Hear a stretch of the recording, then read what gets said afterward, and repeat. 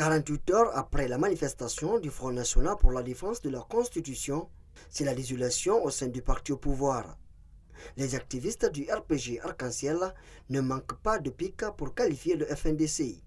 Selon ces fervents défenseurs de la mouvance présidentielle, le FNDC n'a aucune légitimité en Guinée. D'abord, ce mouvement, nous mettons leur combat dans le cadre du passé. Ils se battaient pour ne pas qu'il y ait un référendum. Ils se battaient pour ne pas qu'il y ait des législatives. À un moment donné, le politicien doit comprendre que quand il mène un combat par rapport à une idée et que ce combat n'aboutisse pas, il n'a qu'à reconnaître qu'il a échoué. C'est ça la grandeur d'un politicien. Mais le FNDC est en train de s'inscrire dans ce combat du passé. Nous disons non, il y a des opportunités qu'il ne faut pas rater. Il y a des opportunités qu'il faut saisir. Et ça, ils ont raté une très grande opportunité de s'inscrire dans l'histoire politique de notre pays. Ils ont échoué. Ils n'ont qu'à s'inscrire dans la dynamique de la Nouvelle République. Malgré les multiples manifestations du FNDC, l'heure n'est plus à la distraction politique au sein de la mouvance présidentielle.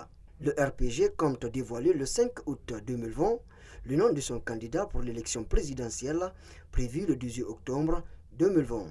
Déjà, certains délégués régionaux du parti ont choisi le président Alpha Condé comme candidat. Nous sommes forts de quelque chose, c'est parce que partout où nous partons en brandissant les acquis de la gouvernance d'Alpha Condé, c'est les citoyens qui accompagnent et qui acceptent. Regardez, l'AB où l'UFDG se prend comme son fief, on a fait la convention de RPG Arc-en-Ciel là-bas, dans la paix et la cohésion sociale.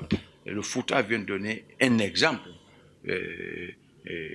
d'un comportement citoyen par rapport à la vie de la nation.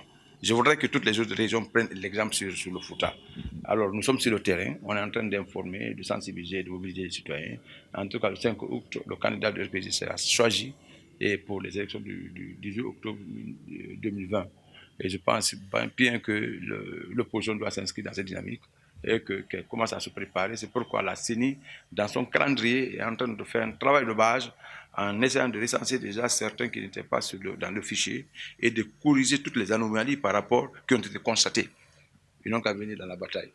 La porte est grandement ouverte. Aucun Guinéen, quand tu as l'âge d'être candidat et que tu réponds à toutes tes facultés physiques et normales, tu peux être candidat. La Constitution te confère cela.